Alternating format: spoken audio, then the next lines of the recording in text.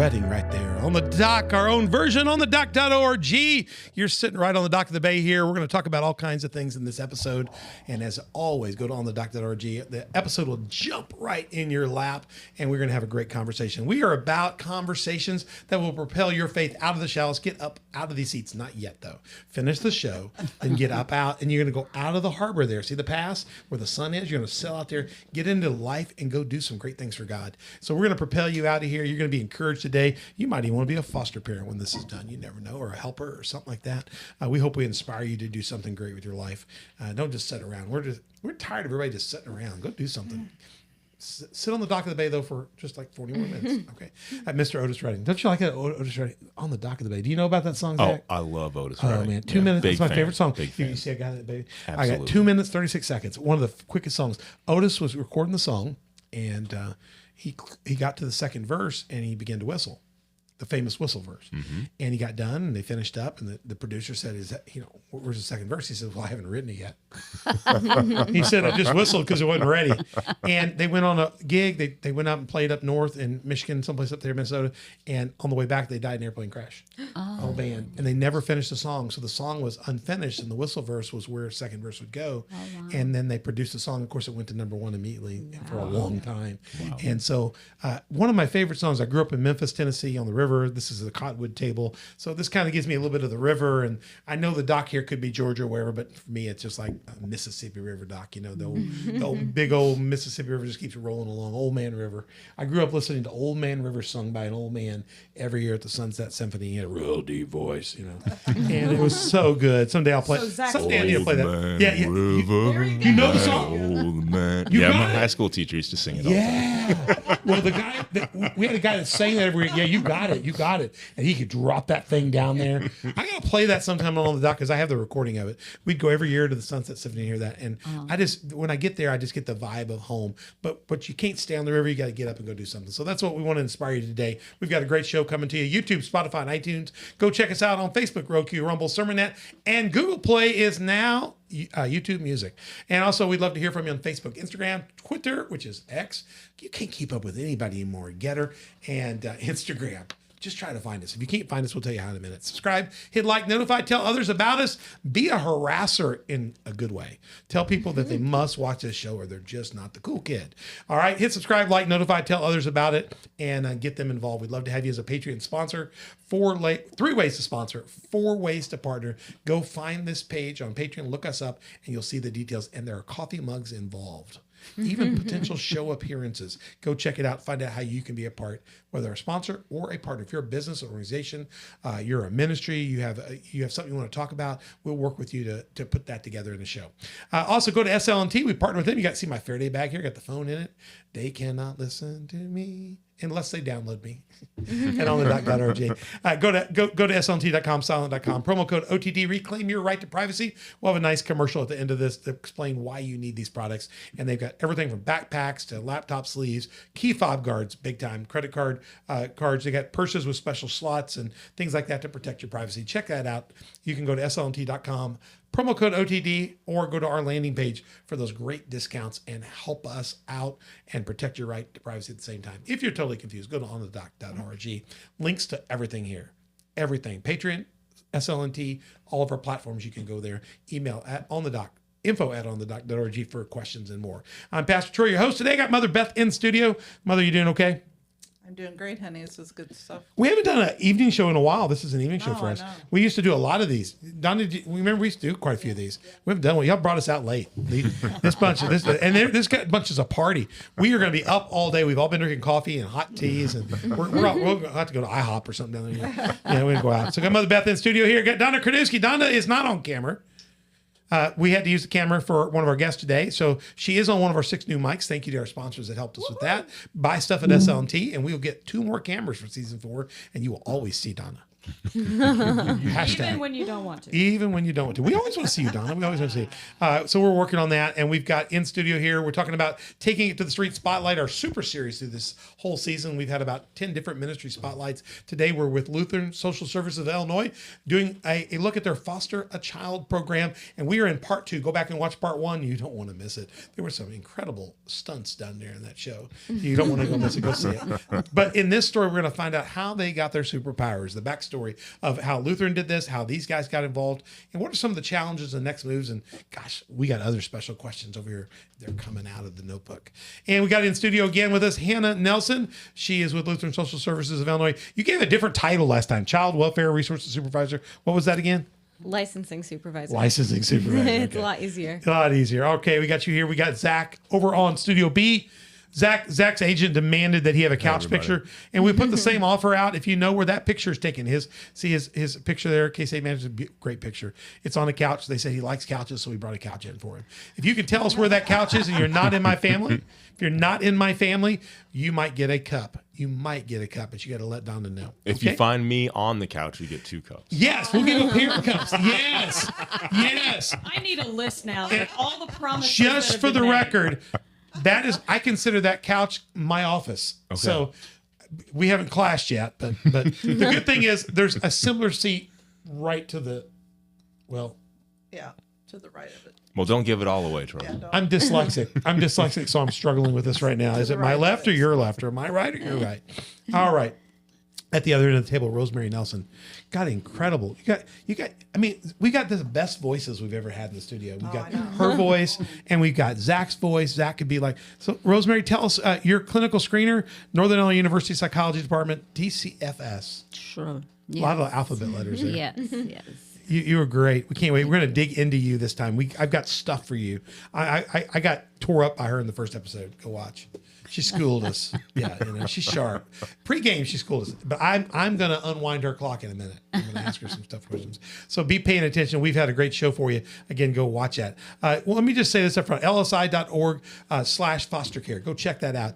If you do nothing else, go find out about their base program. Make a difference in the life of a child. There's lots of ways you can do that. Hannah talked about that thoroughly, kind of the base entry programs, how they we talked about in the last episode, how they kind of meet the child the first time, the situation, the process.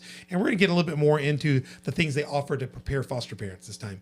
So Hannah, we'll start with you, and we'll just beat it around the bush here, so to speak. Tell us about the parents as you're helping to evaluate parents. You talked about the process of a parent. Could be 3 to 6 months to kind of get into the process. If you're relative of a child that's taken out, that process can be expedited because of familiar relationships, but there's still a process.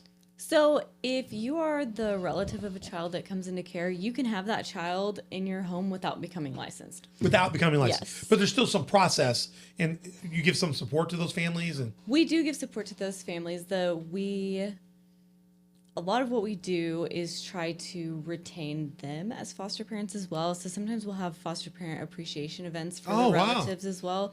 And then we try to sponsor the kiddos for Christmas. So that's another thing we do for so you're giving families. still some support there. Yeah, and they can also, like, if they need something random, we try to see what we can do to provide that specifically. And then your to next that. level would be somebody more of a traditional foster care home. They're not going to family. They're going to somebody that's been screened and prepared and Yes. equipped for this. Give me an idea of, we talked about that process. It takes some time. It does. And there's a whole kind of training support system, both pre and I guess in the transition and then during the process. Yeah, so if you want to become a traditional foster parent, you are matched with a licensing worker, and then you work with that person from beginning to end throughout the entire process. That, as we mentioned, could take around 3 to 6 months. Some of that depends on how quickly people get all their documents together and get their trainings done and things like that. And then after that, we would start to call you with our placement needs. Okay. And then you would get a foster child. We in your learned that home. there are 19,000 children in foster care through Illinois, not necessarily through LSSI, but you guys have just last year served 2,600 kids, but there's 19,000 in. So give me an idea here. Now, some people listening to this show are in other parts of this country, a lot of them, so they're not in Illinois. Is the DCFS process, is there a similarness in other states? Would they start the same process, call an organization like you, or do they, if somebody's in Missouri or they're in Indiana, what is a starting point for them? I know you're not familiar with everybody's rules and stuff. Give me an idea. I think it's a similar starting point. They would find an agency and they can just call them or look at their website, and oftentimes And there are a lot of it'll be agencies. I mean, listed. in the state of Illinois, like LSSI, there are some other agencies. Yeah. What are the kind of agencies out there they would look for Lutheran Social Services? Is there a Lutheran Social Services of Missouri? No. Is it unique to Illinois? I don't. I think don't know. I think LSSI is unique to Illinois, but Because that's why it's called LSSI. Yeah, right? yeah. I just But- wondered if there were other But branches there are other child welfare agencies that are like private agencies that are similar to that, and the Yeah. same in the state as well. But you guys serve in 42 of the counties. Yes, we're all I don't over know the how place. many counties there are in Illinois. Anybody know? Don't know. off the top I mean, of it's a my head. lot. I mean, Yeah. But you guys, At least 42. Yes. and Zach, you were saying you travel as far here up. You said Salem, or As far up as Salem and as low down as Cairo. wow, you can't get any farther. Right. You get farther than that, you're in Missouri. If the kids are in the river, we're too late. You're too late. You're too late. Yeah, if they're going down the river. So that's a pretty wide swath. Yeah. Of people, and then so we learned that there's just a lot of demand, and every foster home you have, some of them will have. Once you get them in, they're going to say, "Well, we want babies," or Yes. everybody wants a baby. Yes. Yeah, everybody wants a baby. Definitely. It's true. Very few people go, "Can I have that 16-year-old difficult child?" Right. That's well ingrained and tough.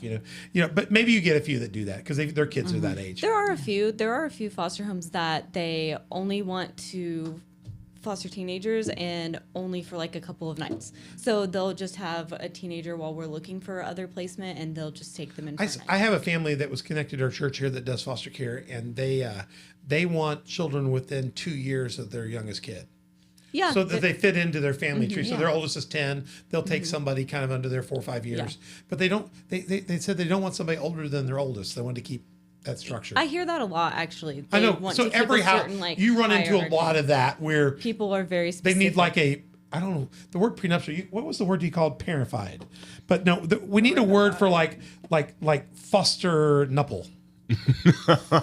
That's not It's the just word their you're looking preferences. for. Like we have prenuptials, we have foster nupple. Nuptial. I got that wrong. Sorry about that. We'll have to add it.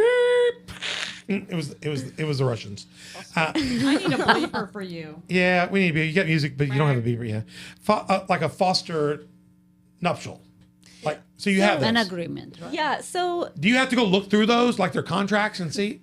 it's not that set in stone, but they do tell us. We ask them what their preferences are, and then we get a lot of specific preferences, which does make it hard to place children a lot of the time. But usually, your worker knows what your preferences are. So we'll need placement for a child, and as an office, we're like, okay, well, we know this person won't and that person won't, but it would be right for that home. Like, Is that part of the home study? it's a part of the home study, and just basically throughout the entire process, we're asking them The because it process. is important. And then Beth's sister, she's with she's gone to be with the Lord. She lived long life, 60, but she's Down syndrome. So you could get families that have Down syndrome or special needs children. Mm-hmm. I see that in your notes. That can even be harder to place. Oh, It yeah. requires parents that are better equipped to manage that. So do you run into that a lot, where there's a learning disability or something significant, and you got to find a placement that can manage that on top of the trauma? Yes. Because everybody's got the trauma. Now you've got Exactly. another need, and that requires some more attention. So. Definitely. We have a lot of children who are diagnosed with ADHD or autism or exhibiting symptoms of either of those. Those are just kind of a couple of the main ones. And we desperately need homes that are equipped to take those children on and for the long term, because, it does require more. Sometimes it's more doctor's appointments, sometimes it's just more patients, it's just more routine. Is there and that more kind of thing. support when you take on a child that's got maybe some other challenges, even beyond the challenges they have? Mm-hmm. Is there a good support network to help with that at all? If the child comes with those disabilities, I'm assuming there's some sort of medical care that comes with it. Are the families able to add them to their own care immediately? They don't know how that have their works. own medical care. Like they have. While they're in That's- the process, there's coverage. Yeah, when you're a youth in care, you have your own medical care. That's good. Yeah. I didn't know that. That's so if you're out there, you're not going to it's not going to affect your insurance and say because Right. now if you adopted the child or brought the care to a permanent home, then they become part of the household. That changes. I think they still have care. They still have care. yeah. So Yeah, I know it well. Yeah, Yeah. Mercedes, yeah.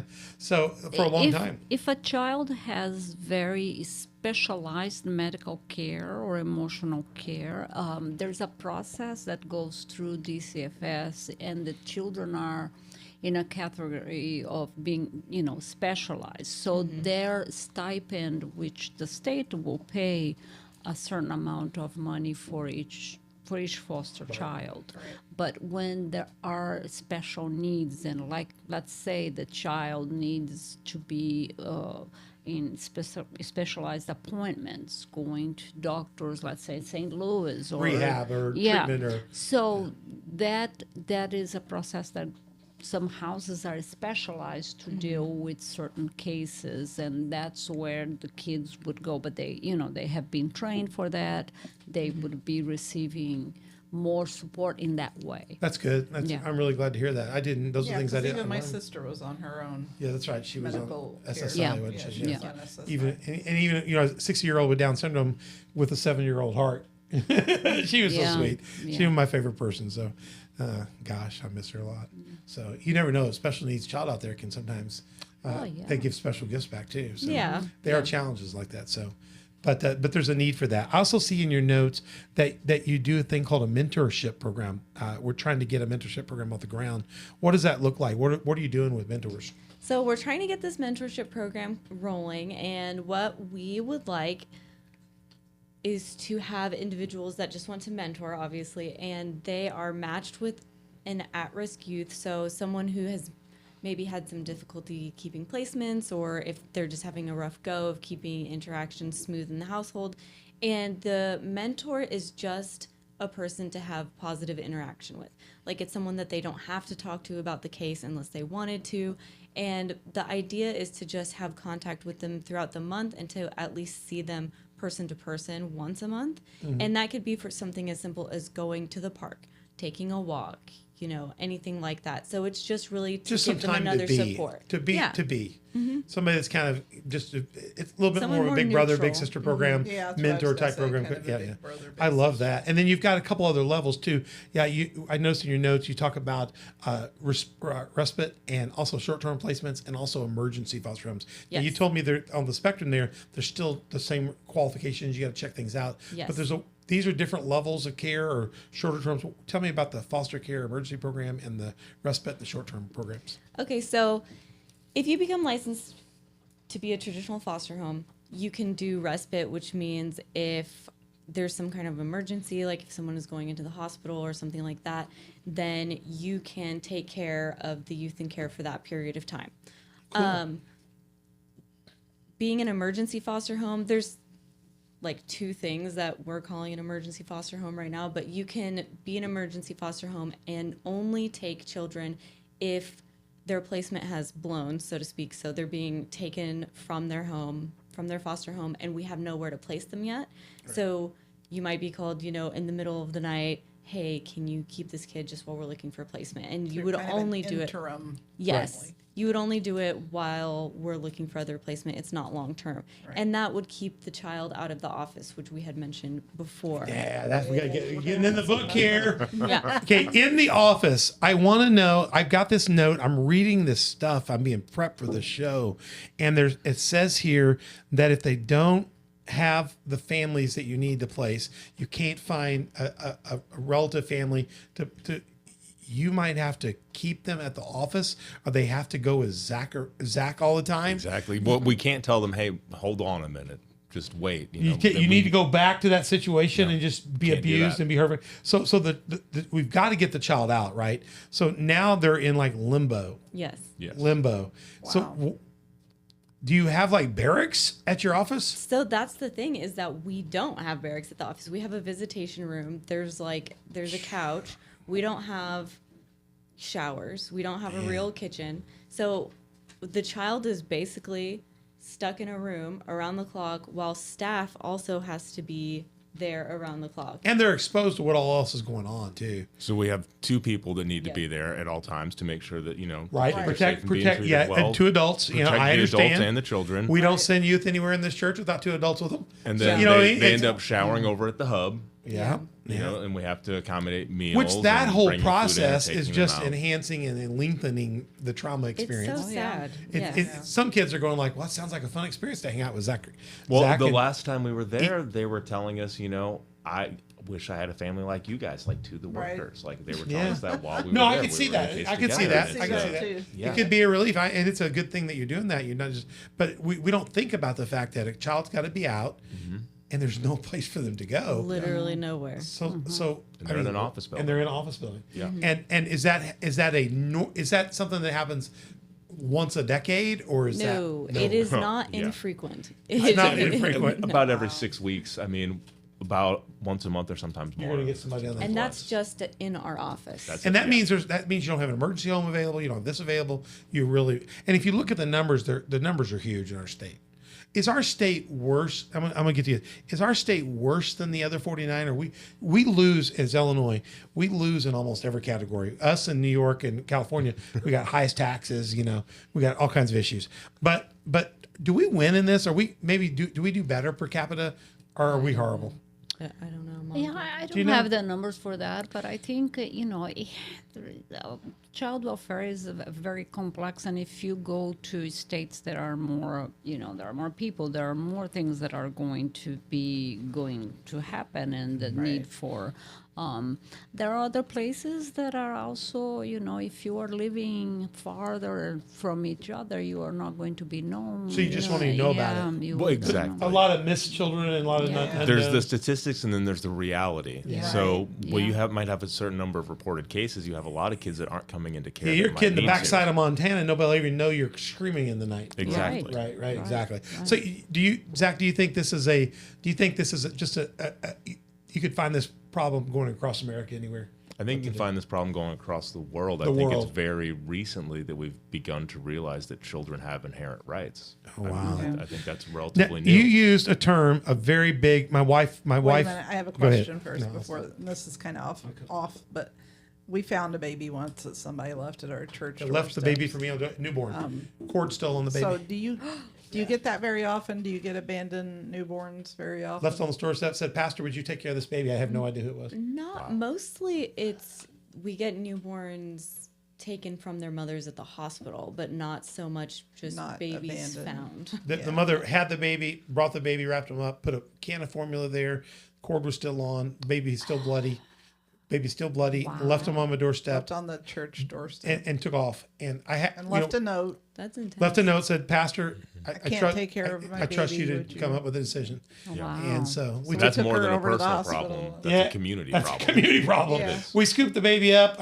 Beth was next door. I hollered at her. We went to the hospital, which was right across the street, just to get the baby checked out, Wow. and had the baby checked out immediately and all this stuff. You know, And they did an investigation. Never they did they figure did out. they saw a picture of her at Walmart buying the formula. She loves her baby enough that she bought the baby formula, Yeah. bought a clean blanket, wrapped the baby up. And, some mom had just had this, so she couldn't have been feeling good. No. So the decision to have to give up your child and I mean postpartum, that couldn't be good. So she I mean, they found a picture of her going through the line, but her face was obstructed. It wasn't the day of digital. This was 20 Right. years ago. So it went nowhere. They couldn't come up with anybody. So But they the don't know baby if- was it was in adopted. Olney, Illinois. I was in Olney, Illinois.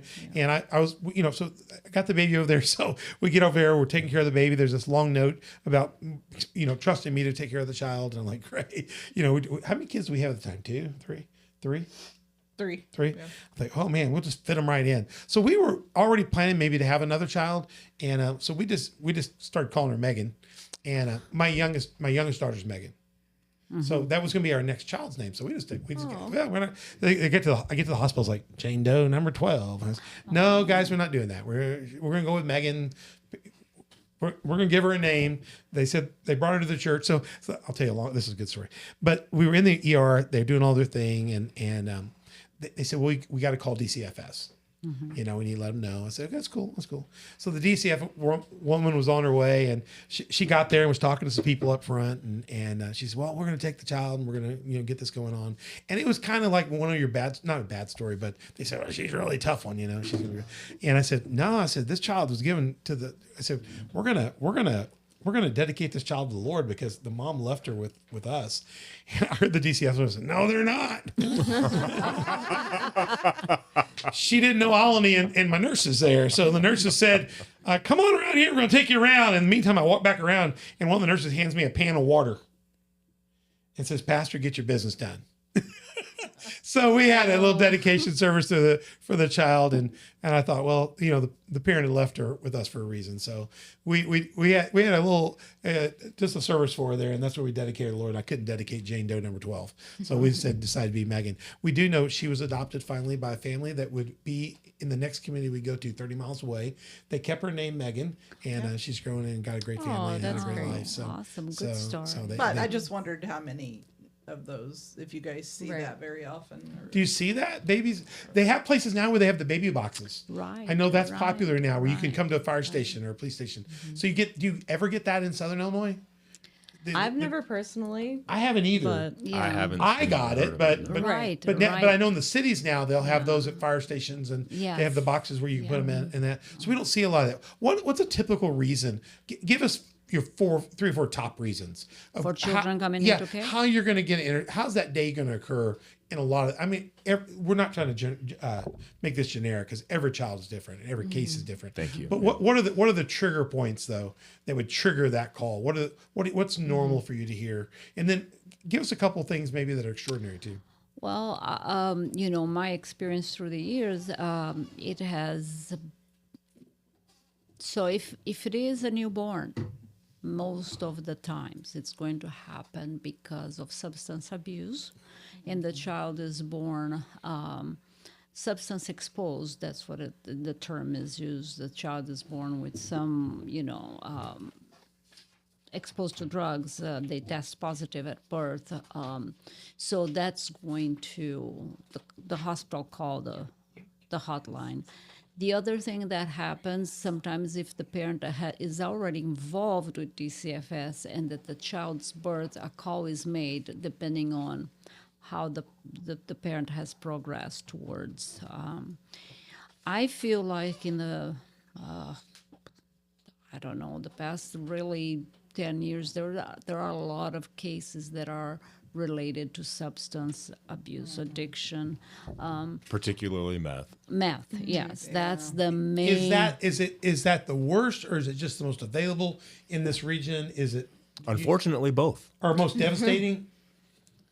So I knew very little about this substance before taking on this job, but it came up so regularly that I wanted to educate myself on it. And apparently meth is easy to obtain because it's cheap and plentiful. And a lot of people that I've spoken to in my cases end up using it either recreationally or as like a performance enhancement. I had a dad tell me the other day, I thought I was doing good. I was able to work 2 jobs. I didn't have Yeah, to sleep. I've heard I was that able to make before, more too. money and take care of my family. Right. But things just got out of control. Yeah. And it's not the only Because time it I've is heard that. extraordinarily addictive. Yes. So it starts off as an issue to boost somebody's ability, almost like rich people. When you go to school and you're trying to go through law exams, you get your doctor to prescribe Adderall. Right. So for the poor person, that could be Right. done to do, trying to keep 2 jobs, or they're dealing with chronic pain and they're not getting the medicine. They don't have access to medicine. So they're self-medicating with whatever Right. drug. Right. So some of that it starts with legitimate purposes. There are a lot of reasons, but yeah, part of it's the availability. Part of it is that it's relatively cheaper than other drugs. but it's a and devastating drug. It wrecks people's brains. So it causes your brain to release 10 to 40 times as much dopamine as it normally would. And then it fries the dopamine receptors, which kind of in a way inhibits people from experiencing pleasure without using the drug. And so you've got that element, and then you've got the performance enhancing abilities, and then you also have sleep psychosis because people will stay up for days and days and days. and days. And that's where it starts to get really bad, and you get these really chaotic, erratic, And they lose dangerous control of situations. their faculties. And that's so when I'm talking to families, I'm seeing substance abuse, particularly meth, and then the next one that I see most commonly is domestic violence. The neighbors are at it again. The cops get called. Now, Kids come in the to care. domestic violence. Let me ask a question about that because I think it's good. I think I see that a lot as well. But that a lot of times the triggers behind that can be alcohol.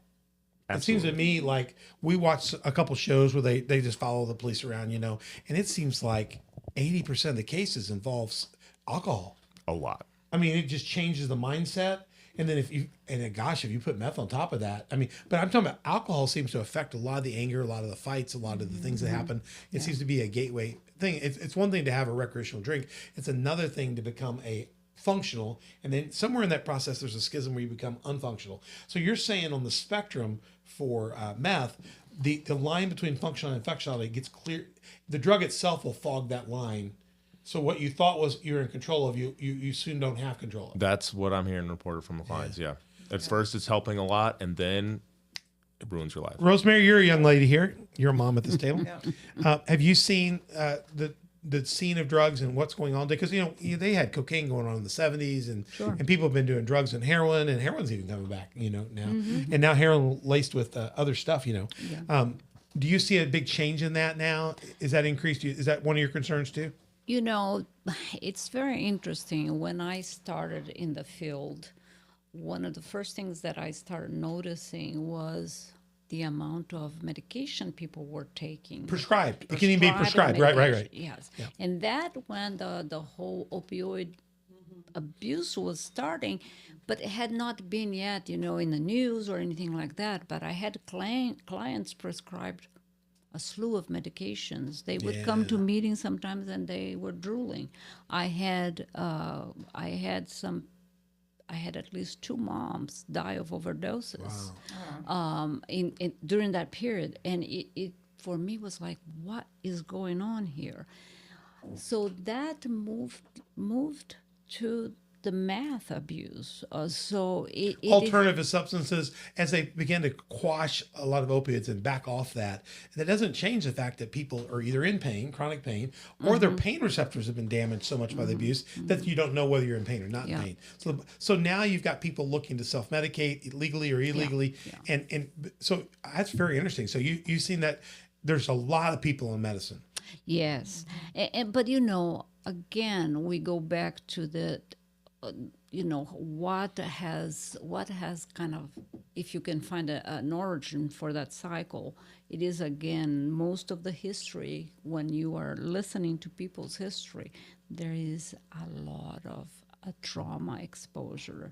There's a lot of people that were sexually abused, things that were never addressed in a effective way. The medication, the drugs, the other things becomes forms of self-medication suppression. Yes, mental health, which doesn't really deal with the issue. It creates a new set of problems. Yeah. So the next thing you know, they're in that, and things in your mind. You've lost your mind. Now you're in more trouble. You're not sleeping. You're not making worse decisions. So you get almost a cataclysmic snowball effect. Don't you? And it's like I mentioned in the last episode of not everyone who's using drugs, not all of them are going to have kids that come into care. And that's true, and we know that. And part of drug use is normalized, and you can think what you want about that, but the use of meth should not be normalized. And I've had a client even say to me, oh yeah, my dad uses it, but just enough to keep him right, was what they said. So and that's there's a cliff there somewhere. There is. And some people can stay on that ledge and they can use that drug and it can help their life, but it doesn't help your life. It's not something that we can accept in our society. It's dangerous. We will look critical, and I'm saying this, we will look quickly critical at the drug abuser, but then we'll be on Adderall and we'll be on this or this. So we got to quit looking from like our arrogance. We got to realize that we're kind of a wounded, damaged society right now. Exactly. Yes. And these people need use different compassion and levels. services. And we've really got what's bad is we've not learned how to cope. We've lost a lot of our coping mechanisms. Absolutely. Parentified. My wife said the best word she's heard in a long time was parentified. You use that. Help us understand today that a lot of the problems that we're seeing is because children have been forced to raise themselves, raise their own siblings. And that's sometimes that's the redeeming thing, because thank God somebody cared. But sometimes the parentified child is not the parent. And so they're doing the best they can, but then there's further issues. You guys get called in because kids are living alone. They're managing themselves. They're not making great decisions. So how do you see that happening today? What's the role in working with that and helping transition? If somebody's been parentified, it's going to be very difficult as they go into a foster care thing. And now a parent exerts their parentified. You can have a clash of the parents. Yeah, Exactly. That is a common thing to happen in children in new homes because they were the ones making certain decisions for their little brothers. Now they have to become a child again, and they don't know how to do that. It's hard. And they don't know to right. trust the person that they've come to because they Right. think, hey, I'm the only one that's been able to hold this together. Because the last for my person that was a family parent or unit. family member abused them, sold Yeah. them, trafficked them, Mm-hmm. was hard to them or just abandoned them. Yeah. So it's going to take time. And we talked about that in the first episode. We talked about that in the show we did the shows on the Restore Network, that it takes time to recover that. The trauma is tremendous. Yes. And it's not just the trauma from the night you're called. No. That's not even, that's like the volcano top. Yeah. But underneath there, it's like the iceberg that hit the Titanic. They said, 10% on top, 90% on the bottom. There's a lot under there. When you start mining that, who mines that out? Oh, time does. I mean, when the child goes in, you're going to start doing some interviews, Rosemary, and you're going to talk to them, but you're not going to get all that out in just those interviews. You're going to get a sense of it. Is there a process once a child goes into the program and they're with their people? Is there going to be more counseling, more opportunity to go deeper with that and with the parents? So that's one of the things. But children are going to be referred to counseling, except that counseling, well, I am a therapist as well. So counseling is not something, it is something that you engage with your therapist and you are there alone, except that if the foster parents or the parents of that child are not as well engaged in that process, they are not going to learn. So the kid has a once a week therapy appointment, then they go back to the foster home. But if the foster parent has no understanding of what that process is all about, or they don't understand how to address, let's say that the kid that, Hannah mentioned about a bedtime, let's say that they impose that in a way that worked for their kids, but let's say that they have a child that's going to feel that in a different way because of many, because they were parentified, maybe because they sleeping was always the time of crisis in their household, so they cannot sleep well. So if the foster parent also does not have that support, that understanding, well, therapy can go so far. Right. So Right. yes, the child is going to be in the foster care program. Yes, we refer kids to.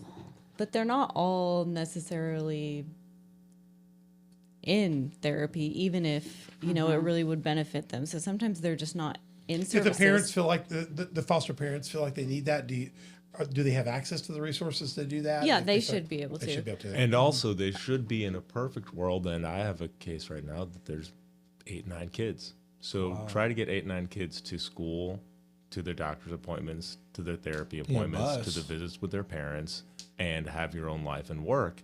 So we have a lot of ideas of what services we would like to provide, but then logistically doing that is the incredibly sheer number is challenging. almost impossible, right? in a way that's hard to understand. I mean, unless at 8, right you're next moving to it. beyond basketball team to football team. I mean, it's like a serious. I mean, I'm serious.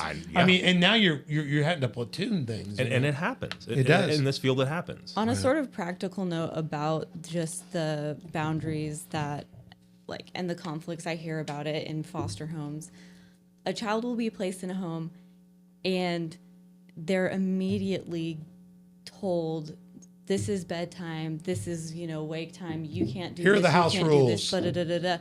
And no one has gotten to even, know the child yet. So I think it's really important. what time do you normally go to bed? Learning Yes. what they're used to. Asking the children Yeah, what they Get need. what are to you know used to?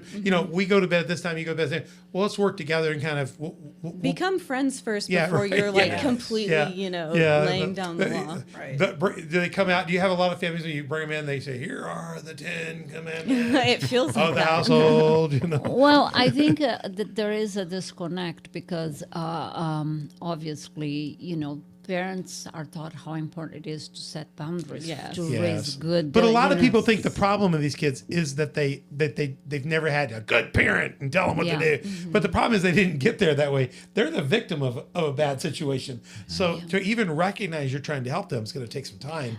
But before a child, is ready to accept boundaries with your own children, you have developed bond and attachment. You Definitely. cannot set the rules before you have that connection. Like, That's right. When our babies cry, we go tend them. And even when even when you have good rapport, even you have good boundaries, even your best kids and your best grandkids will let you down. My granddaughter Ezra, she's just she's close to 2. She's coming up on 2 right now, like next month. And so we go to the pool. We're at the Heron pool, and she gets out of the baby pool. We're in the baby pool. Grandparents stay out where we take her out, and she gets up and starts walking to the. You guys been to the Heron pool? There's a gate that goes out to the bigger pool, and she's walking to the gate. And I'm saying, no, don't go toward the gate. You know, Grandpa's not a dad anymore. I don't run that fast out of water. I need a moment to get the knees moving. And she's looking like, will I go? Will I go? Am I going to stay? Boom, she's going because she sees the slide. So I'm coming up out of the pool water trying to come. I do not look like David Hasselhoff from Baywatch. I'm not running pretty. It's ugly. I'm going around the gate and I'm hollering for people. Somebody stop her. You know, some dude steps right in front of her, you know. This is not the first time. She's looked at me the last couple times and gives me that look, well, I'm going to try you, Grandpa. You know, and I don't think she's a bad child. She's just looking to see. She honestly wants me to chase her. Right. That's not the moment where you call Hannah and say, hey, I need a Hannah, placement. I want you to take this child. This child is disrespectful. I can't take it anymore. No, you're only getting porridge. Yeah. Children, even your best, and Ezra loves me, and she's just testing it. Sure. Sometimes they want to know how much they're loved. Are you willing to run after them? She wanted to see how fast you were. Do you notice? And I'm still injured from that other day. So you know, I'm like, you could see her face calculating it. She's a runner. Boom, she's running. You know. That's a really good point, though. You say, you know, she wants to know how much you love her. Well, Because I come get also, her. when children are in these foster homes and they're kind of pushing these boundaries, they're like, this especially people real? who have been removed before, they're like, are you going to kick me out? Are you people real? You know? Right. Yeah. Yeah. Because it can look good. You draw up to the house. It's got, you know, the classic house. It's nice, our house. But, you know, behind that can be problems, too. Because Anything. you take people out of those houses, too, right? They've had domestic battery. They've hit each other. There's been stuff going on. They're whatever. So you don't have to have a rough neighborhood to have a DCFS involved with Yeah. a child thing. It can happen anywhere. So but the kid comes thinking, yeah, I know what happens at these houses. Because kids talk, too. They know other kids. That is right? true. Right? Yep. They do. And so they need to build trust and rapport. Yes. Even at a young age. Yeah, trust. The idea that we need to earn a child's trust is important, you think- it's foreign to a lot of people. And you said the parent, Yeah. the parental side, they're going to be a little tougher yes. because they're going to be a little more skeptic too. They're like, yeah, I Well, know. when they've become parentified, a lot of times it's they have lost the trust of authority and they have lost the And they trust took of over. adults. And yes, and they've taken over and they've shut a lot of that down. So now you're trying to take my crown. Yeah. Not so easy, big boy. You're going to have to earn this. Yeah. So Do you make an effort to keep kids together if there's Siblings? when you can. And they're required to have time together, even if they are placed Even if they're separately. That's part of what I do. In my Does that job is happen at your provide desk as services. well? You know, like Hopefully not. hopefully not. It should occur in the most home-like setting possible. You when can we see go these forward, which is guys. not the You guys are superheroes. I think you're doing great. Yeah. I'm going to play a video real quick, and then we're going to do a few more things. And I got Rosemary's toughest question of the day. I've not even got to you yet. I'm going What's to the unwind all. surprise? I'm going to. Well, maybe all y'all's question. We'll see. But you guys get substance exposed children. I've never. That's new for me. I appreciate that. Yeah. Yeah, and I've learned parentified. That's a new word for me. My vocabulary is bigger today. My headphones, I'm going to adjust them. You know.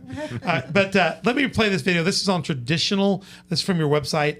If you can go watch this yourself, go to lssi.org foster care, and when you go to that page, that QR code, this video will be the second one in the queue. You may be out there and you're not going to be family here, but you may want to go through the process. You may want to reach out to the office here, foster a child at lssi.org.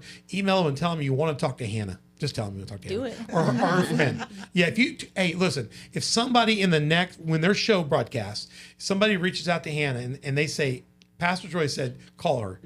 We'll give them a mug too. They You get call a them. mug. They get a mug. You get a mug. Put it Now, on the I list. don't ever send the mugs. Donna does. So just let Donna know. We need to order some. We're going to need some more mugs. Yeah, we will find mugs for you if you're willing to step up and go through the process at any level. So go there, find out how to do it, talk to them, get a conversation with them, and start the process. But watch this. I thought this was a great little video that we're going to look at on traditional foster parents give children a safe home. Think about whether you would have what it would take, you and your family, to give somebody an opportunity of hope to kind of step up and maybe foster a child. So check it out. Don't make a rash decision, but make a good decision. And check this out. My name is Michelle Allen. My name is Derek Allen, and we foster parent through LSSI. We are licensed foster parents, and then when there's a need, a child coming into care, then we get the call. Traditional foster care is what we are licensed as, so we don't know the children that are coming into our home. We never went into foster care to adopt.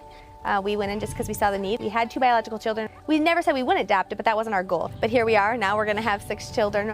As a teacher, I've been teaching for 17 years now, and almost every year I have at least 1 or 2 kids that I come home and tell her about that you just feel for them and you just see a need. We've been foster parents for about 5 years, actually over 5 years now, and we've had 15 children in our home during that time. Each of them comes with a different story and a different, so you get to learn them. From the beginning, LSSI, the licensing worker, Bob, he was like, you can do this, he reassured us. The Allen family is a family that I was very excited when they decided to come on board. I kind of call them my go-to family because they are willing to do anything I ask of them. They jumped right in. They were willing to take just about any child I called them about. They really made some significant impacts in the lives of some of those biological parents whose children that they were taking care of. Throughout the whole process, we've had some amazing caseworkers. They help drive it because there are days that you're just like, I can't do this. I had expectations and it was hard, and they're so great. They're just there to support you and support the family and maintain that. And they're really good with offering a lot of trainings. They were able to come to our house and do a training here with a group of foster parents, so that they came from all the way from Rockford to here and just made it more easier access for all of us to do a training all together. The amount of support that they've had over our 5 years has just been wonderful. It's hard, but every single one of them has touched our lives, and I believe every minute that they're with us, we're touching their lives. Don't let the fears stop you from doing it, because there's a benefit. You're going to benefit the child and you're going to benefit yourself. Even if it's for a short time, the love that you pass on to them and just the stability will go a long ways, more than you'll ever know. LSSI is there to back you up with any questions that you ever might have, and even if you just need someone to talk to, you can call our caseworker and that day of, and just give you any points, any tips that she can offer you or he. They're our future. That's our future generation, to give them the skills to better themselves and to go out and be a successful human being. It's one of the most important things that I can imagine, to take a child from an abusive or neglectful situation and give them your home. It's so important to invest in children on all levels. Kids need love and they need trust as they get older. They need those 2 things, and that foundation will guide them for the rest of their lives. Ultimately, doing foster care will change your life for the better. It's hard. It's a lot of sleepless nights. It's stressful.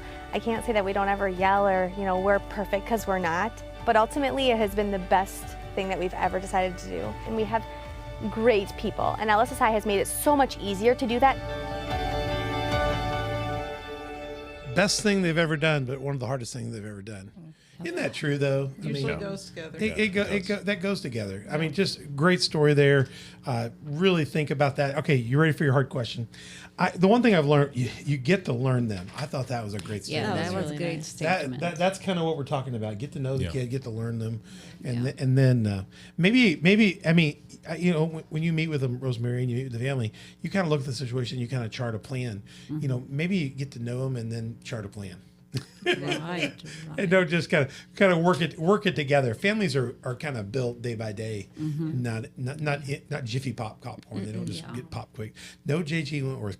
Oh my gosh. Yeah. Go to slnt.com / promo code OTD, and you won't get JG Wentworth commercials. Here's my question: doing this, Rosemary, how long have you been doing this? Close to 20 years. Yeah. I was a 20 years. caseworker. I was So you've been in the care. therapist for children and parents, and now I'm doing the clinical. And you hear screening. the good, the bad, the uglier, Yeah. you see some success stories. You've been doing it long enough now that you've seen kids come all the way through, and you've probably seen the. Do you ever get to see them come back later, or you see them down the road, or? I have had different experiences, and I want to say, I was telling you about that I have lost clients.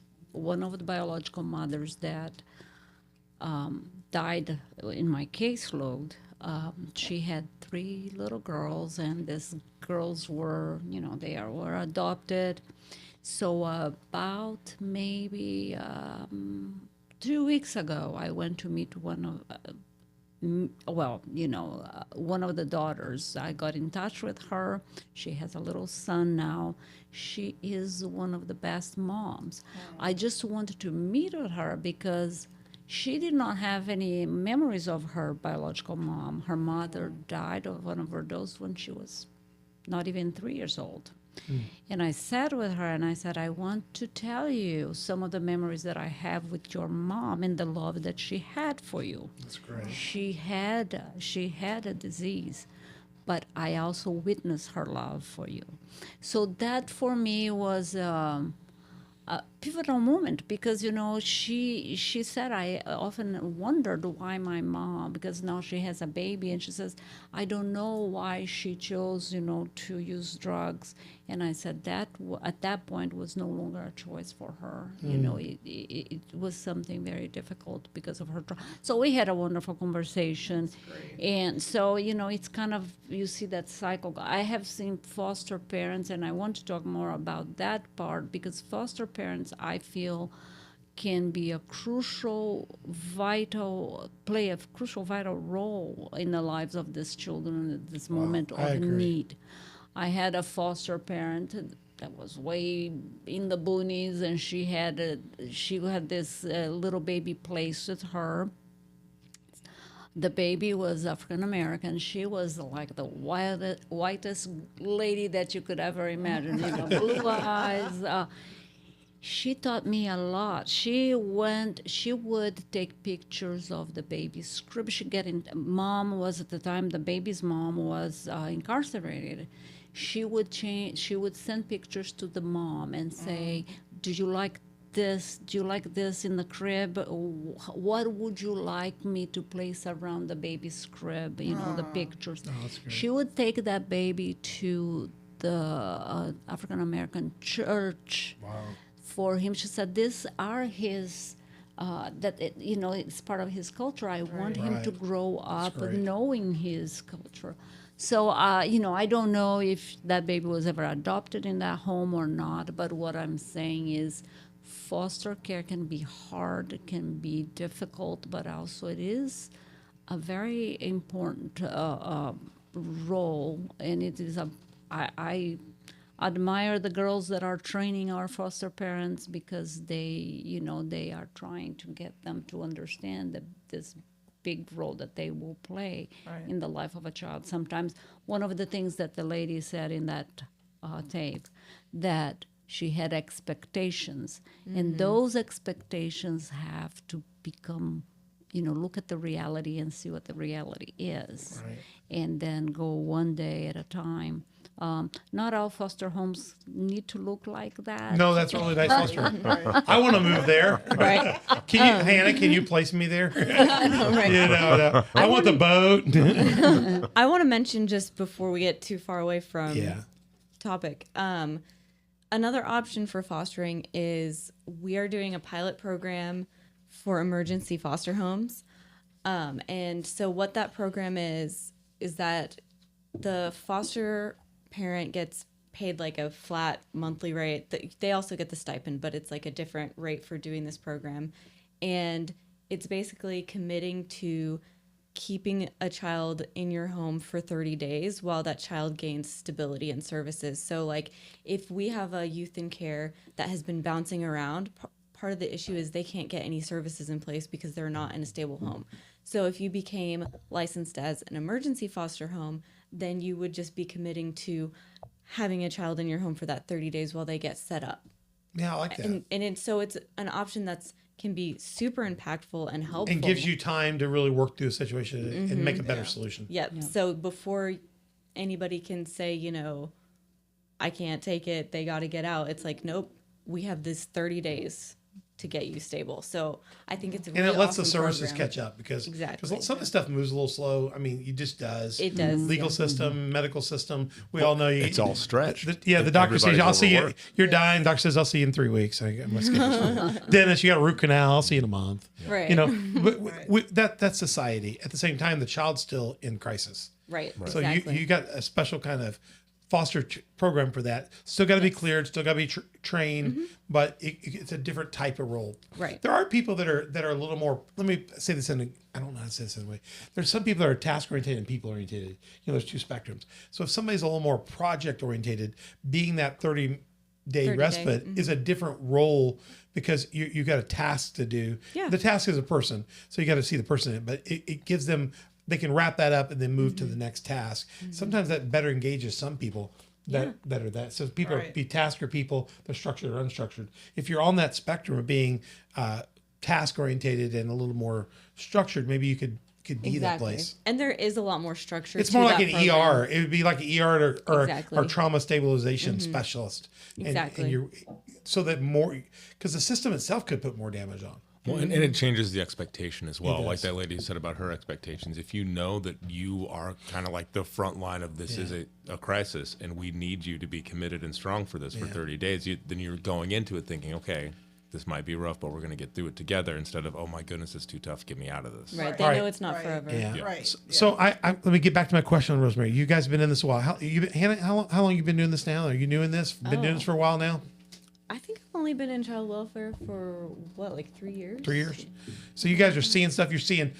How many cases are you handling right now, Zach? And your caseload normally? Right now, I've got about 8 or 9. 8 or 9, and so I would say you've had more in that last year or two. So some of those are going to be managed. You're going to move some of them on. You're going to get new cases. All the time. So the time. in the role that I have, I'm doing just really the visitation between the parents and the children. And that changes, and hopefully we move to a place where they can have unsupervised visits, and I always have new people coming up. And I've only been in the field for 6 months, but I was born in 1985 is where I child welfare. How do you, as dealing with these kids at this stage, how do you guys take care of your own health? Let me be a pastor to you guys a minute. That's what I'm getting to, the personal recovery for you to deal with this every day. My dad is a retired trauma surgeon. Oh my And gosh. my dad is a retired trauma surgeon. I mean, he coped with things well for a while. And as he got later in his career, they used other coping mechanisms that required recovery. Yeah. You know what I'm saying? It's got to be a challenge to do what you do every day, to be superheroes, to put the cape on. But how do you take the cape off and just have some normalcy too? Because you've been traumatized by being, it's like seeing the trauma over and over again in different ways and different capacities. Well, How do you guard your hearts? We all do yoga. You all do yoga. And what our listeners don't know is that we all live together as well. So we have each other. You're able to talk it And through. Hannah and I are There's both support. yoga instructors. So you're able to support it through, work through it. That's one thing that we do. Yeah, you'd have to have a really good care system, because I would say, Rosemary, in this world of this kind of work, is there a lot of burnout amongst the workers that are doing There's this? a lot of burnout. And right now, there is a big push for self-care. There is a new director from the CFS has a new director, and this is the first time I have ever seen throughout all these years. She is like putting out like an email almost weekly about self-care. It is very vital because, DCFS workers, they make more money to do what they do. The agencies make less money. Yeah, I understand that. And I understand faith-based payments. Right. I work there. Yes. We do it for the love of God, and it's the truth. And then, so you have to at least, you have to make time for you. Yeah. And recovery time for your own trauma from this. Because Yes. to watch children repeatedly be secondhand. traumatized, you can get very, very scarred. Yeah, in the field, we call it secondhand trauma. Secondhand trauma. Yeah, we have each other. I think the ability to be able to see positive and to be optimist and to laugh every day a little bit, I think that's fundamental. I do yoga, they do yoga, we do meditation. Well, gotta breathe, I'm like you saying said. all this because you guys are special, and we need to protect you guys because you're protecting the you. least of these.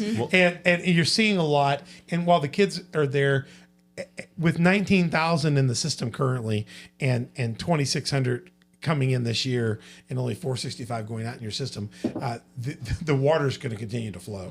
So you got to pace yourself. But at the same time, how do you pace yourself if a child's Right. having to live in the office? I think it's a great question, and I feel like I have a lot to say about it. Like, how do you keep going with something like this? And because you're giving so much of yourself.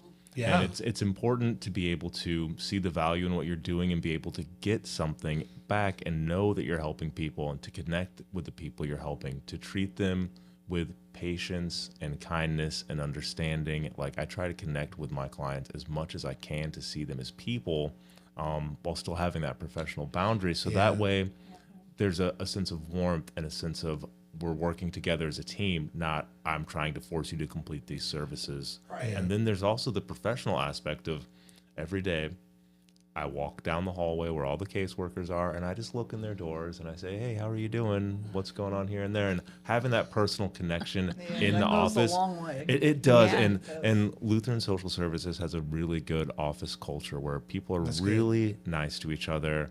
They really take time to take care of their workers because they know that they have to, because this is really grueling work. You're a critical resource right now in the life of our state and our country. Really I appreciate what you guys do. I was thinking you're going to deal with kids on their worst day, but you're also going to see. I mean, you could look at the amount of trauma on kids and go, man, we're a horrible humanity. Then you get to go work with these foster families that are being the best humanity to help you with this. And so you kind of get.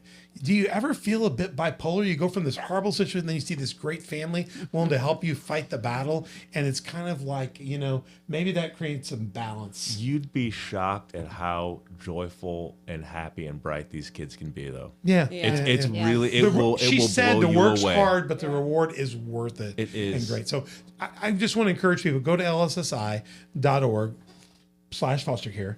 Find out how you can be involved. And she said the emergency program is an option. It's a lower level program where you can do shorter term stuff. They've got respite options where you can do some relief work and stuff. A family has to have surgery or they got to be out of it. You can step in and help. You could help with the Christmas holiday, gifts. You could maybe organize an event. You do events. I know Restore does a lot of events for their foster families just to kind of get them together and so creates Exactly. they do fishing. They have groups do fishing that's so tournaments cool. for them and barbecue. Just you could reach out to them and say, we just want to do something nice And for just the be families. kind to children. Yeah, be Everybody can do that. Yeah. Everybody can do that. And Just quit, be nice to kids. quit blaming them for being in a Yes. foster care system. Let's think about the fact that maybe we could all have a part of that, and maybe the children are just trying to, like the rest of us, survive. Let's help them out. Yeah. The Bible says we don't blame them. It says, we help them. Yeah. So let's help them out. So go to LSSI, check that out, email them, use the QR code wherever you want. There's another video we didn't show that's got a whole testimony on it. Go find those videos, take a look at them, and call and talk to them. Call Hannah. First of all, tell her that we told you to call her, and you get a coffee mug. Exactly. Yeah. And don't forget, find out where Zach's on the couch. So here, let me get the couch shot. One more time. Can we touch on a moment? Yeah, go ahead. Ways that for donation Yes. of products. Tell us events how that we are can coming. get stuff. What's going on? Give us the next moves. So in terms of like donations, again, you can get a hold of me and let me know. And we can coordinate that kind of thing, like just calling the Marion office, finding that number. You can just find it online and have them direct you to licensing. We are always needing donations of, like you said, hygiene products, shoes, back to school items. Because you're getting somebody and they don't have anything. Yep. If you think a 12, 13, 14-year-old boy or girl come into the house, just think of what they would need in a love kit bag and pack that bag full and bring it to them. That's perfect. And then Or your also, church, your organization, your youth group. What a deal to just do some hygiene kits. We When we do need the it, shelter, yeah. when we do the shelter, we're planning on giving people hygiene bags when they come in. So Yeah. Exactly. Stuff like that. And then coming up on the holidays, we have over 500 kiddos in our office that we try to provide supplements to their Christmas and their because these holidays. families are coming into other foster families and they're stretched already, so you're trying to help make sure that they help them with the Christmas. 'Cause So, You have so the we're looking. Christmas tree program, right? That they pick. Yeah, sometimes we put trees places, but we just look for organizations to sponsor our kids. If you're just an individual and you want to sponsor 1 or 2 kids, you can do that too. Your organization can do 1 or 2. You can do an individual. You can pick an extra kid and take the gifts, or you can just buy a pallet of stuff, whatever's cool out there. Yep. Buy No, a that's pallet. true, and just bring it by. No. Your organization bring a pallet. Buy a pallet of the new Power Ranger. Bring it to her, and she'll figure out who gets it. There's Exactly. the donations, there's the fostering, there's the mentoring. Yeah. There's, if you want to help, there's a way to help. And big or small, there's something that everyone can do to help the kids in our communities. And you do any assistance in events, like a food event, if you want to do a gathering event, or you want to do something nice, just strategize with Hannah. I mean, and this one group in Waterloo, our last episode with Restore, they have a men's group up there that just has a big lake, and they just do all the families up there. They let them come out and fish and have a barbecue. so awesome. And the men are out there fishing and That's bait. great. You know how frustrating me baiting kids' hooks? These men are patient. They bait all these kids' hooks. Every time I bait my kids' hooks, they put the hook in me. So they just have a fishing day and just get to be a kid. Fantastic. Wouldn't it be nice if kids could be kids? Exactly. Zach? If they didn't have to be Kids could be parentified. kids. Yeah, it didn't have to be parentified. Yeah. And I just thought, what a little thing for this group to do a fishing thing once a year. So there's lots of ways you can help. Pray about it, dream about it, think about it, reach out to Hannah about it, and do that. You'll find out in the show notes how to get a hold of her. Maybe we can get Donna an email for Hannah that we can get in the show notes as well. That'd be awesome. That we can put in it. We'll do that. So we'll do that after the show. Guys, thank you so much. Thank you. They're here Thank late you. night. Thank you for having us. They're here late night. It's been dynamically interesting. You guys did an incredible job representing, and I really like the fact that you guys are managing your own healthcare and your own mentality so that you can stay in the game. I'm an old football coach, 20 years.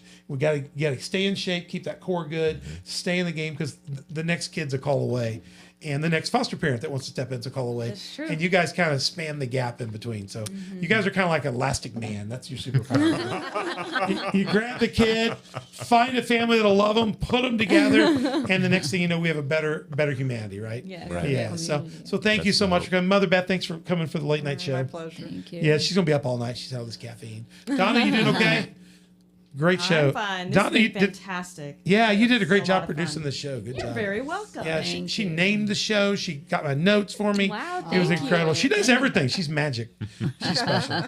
Donna, thank you so much for that today. And we'll be back for other episodes. We're getting close to the end of season 3, but you never know. This will probably be a best of season 3. You're gonna see it again. You'll be in reruns. You'll be syndicated. We'll have you guys back because this issue needs to be talked about. Yes, needs it does. needs to get out there. So go to onthedoc.org, find out more about our show. Go back and watch season 1, 2, and get all of 3. And make sure you watch the first part of this series, and also go catch the ones with Restore and take the whole 4-part series and really pray about whether you could take action. And then you don't care which path they take. You just need people in the game. Just need people. Yep. Both organizations are just trying to help children.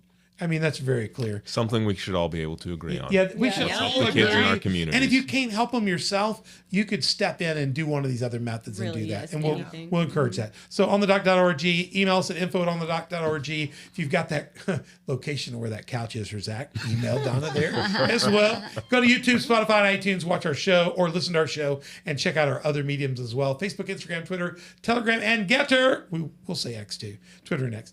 Go there and talk to us about that. Reach out to us. We'd love to hear your testimony. Maybe you're a foster parent out there and you want to give a testimony or share something. We'd love to do that. We'll get you back in the studio and talk to you about it. You could encourage other people. Maybe you're somebody that was a product of the system and you're out there succeeding today because a foster parent helped you out. Come talk to us. We'd love to have you encourage others out there that it's made a difference. I think these videos are key, and we would love to have you at On the Doc. Hit subscribe, like, notify, tell others about it. Go to Patreon, be a partner sponsor of the show. We would love to have you. 4 levels of partnership, 3 levels of sponsorship. Check that out. And then look, at the end of the show, we're going to give you a commercial one more time so you can keep people from listening to you, taking your stuff, invading your privacy. We're going to go to slnt.com, promo code OTD. Go to Silent, find out their products for you. They've got all kinds of things from bags to purses to wallets to key fobs. You need to find something to protect your right to privacy. Check that out, slnt.com/discount/OTD, and find out about those products and see if they're right for you. If they're right for you, they bless us.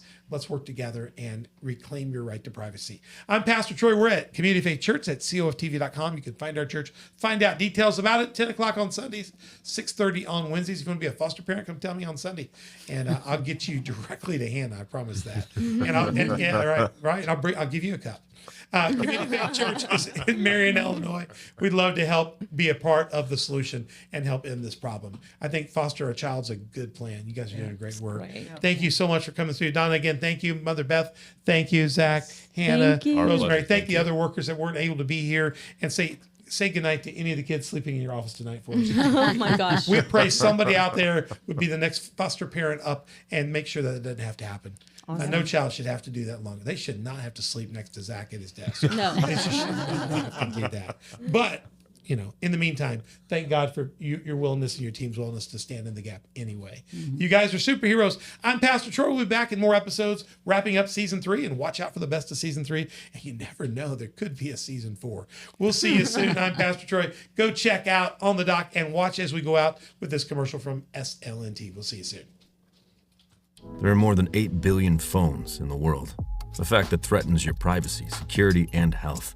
With Silent Pocket Faraday protection, you can regain control over your mobile devices. We get it. Privacy and security are inconvenient topics, and you may feel like you have nothing to hide, but the fact is that in the modern world, your laptop is never really off. Your phone emits a signal, even in airplane mode. And everything from your passport to your credit cards contains RFID, and all of it contains valuable private information that is easily exploited in the wrong hands. Silent Pocket offers a range of products you already use: wallets, bags, travel gear, laptop sleeves, key cases. But with the added protection of our patented Faraday technology, which turns your devices invisible and safe from the outside world. Many industries, from top business professionals to government officials, require the use of Faraday products for the day-to-day security of them and their staff. They understand that we are constantly at risk and take the necessary steps to prevent future attacks. We offer this elite technology to anyone that values their personal data, and we are proud to offer a premium range that fits seamlessly into your everyday life, providing security without looking like a tinfoil hat. As we learn to live with technology, Silent Pocket stands on the 3 pillars of privacy, security, and health. Our goal is to provide harmony with mobile technology without risking our most valuable information. We hope you'll trust us to help you do the same.